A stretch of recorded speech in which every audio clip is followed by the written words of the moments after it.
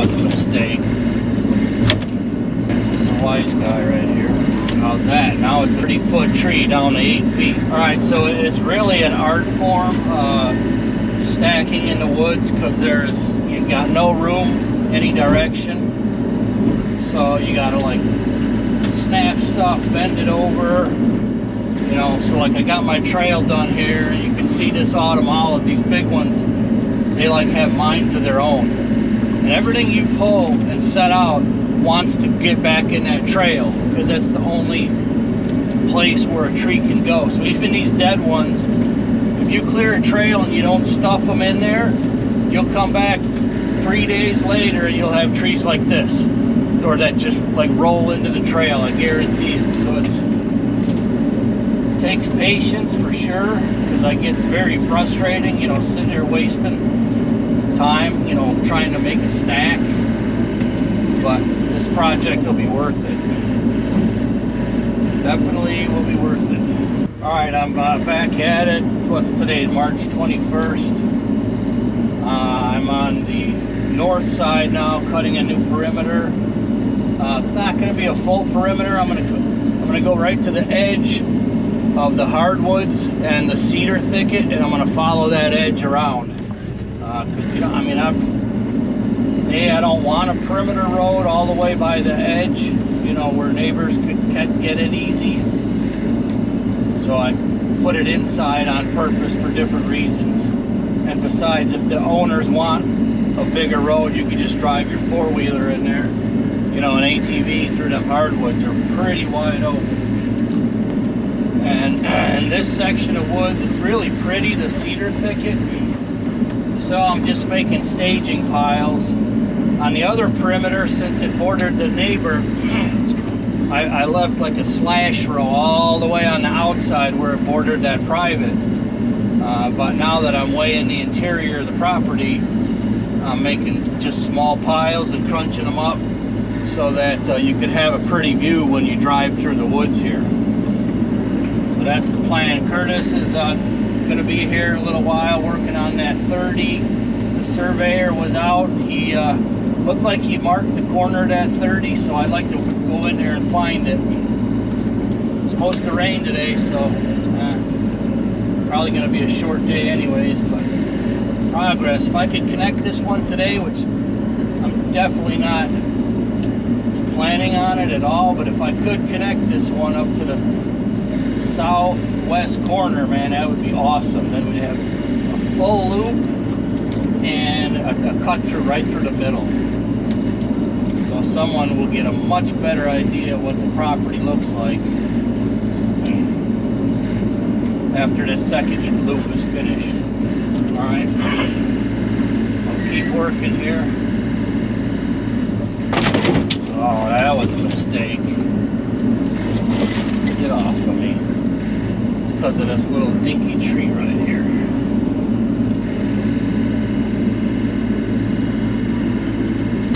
There, let's do it that way. How about that? Fold them in half.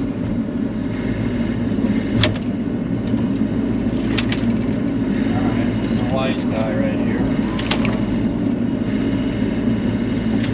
There we go.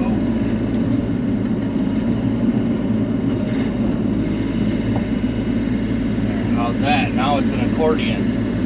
I like them apples right there. 30-foot tree down to 8 feet. I had to make a little bit of a hard right and go to the north.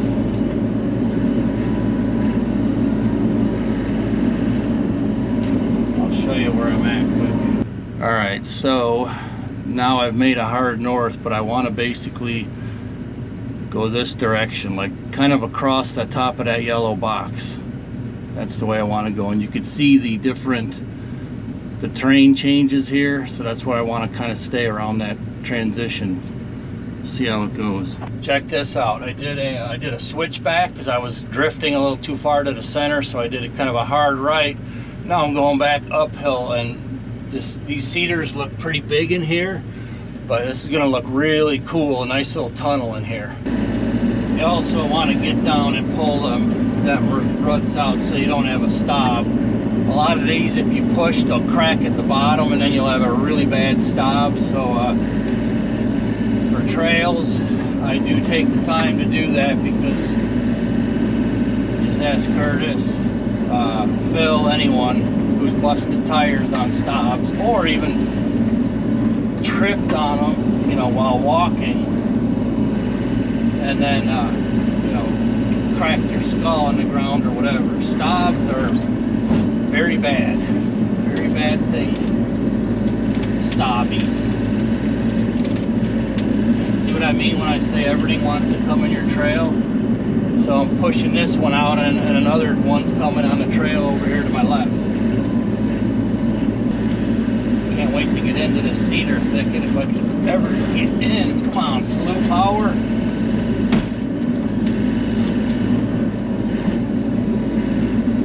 Stuck on a tree over here, right there. That's the culprit. And now it's stuck on another tree. Right there. It's like tree Jenga. That's probably good enough for a trail. That always works too when you can break it.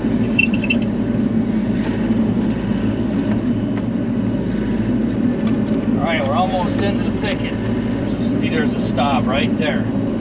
That's what you get. And granted, that one was dead, but here you still got the stump sitting there.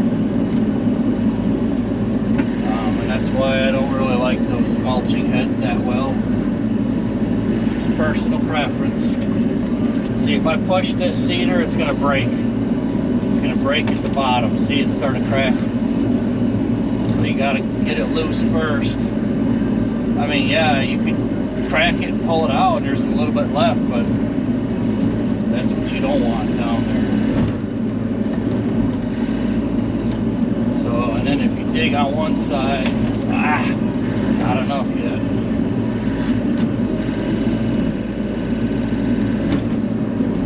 There we go.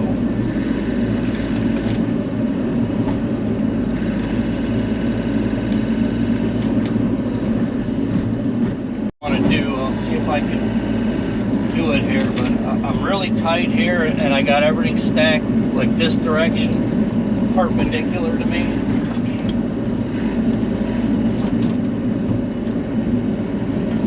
So once you get your tree, you want to get it, you want to turn it for the right direction. So I'll show you, and then it'll make sense, hopefully.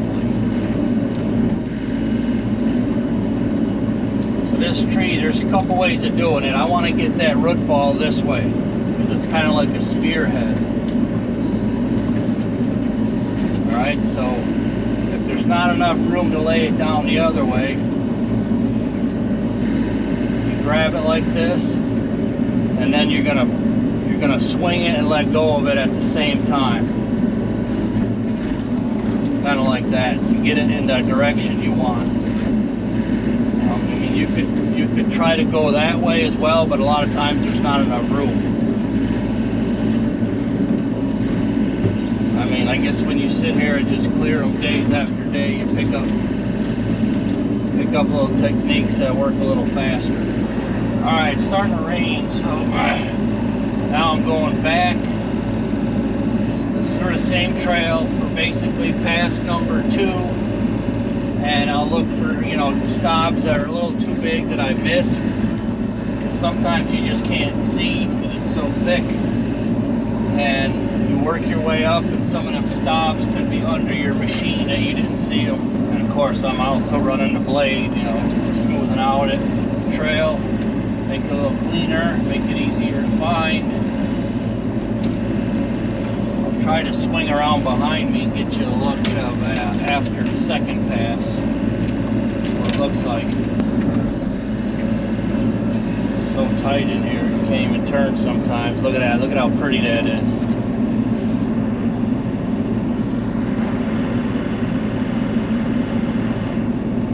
That's beautiful.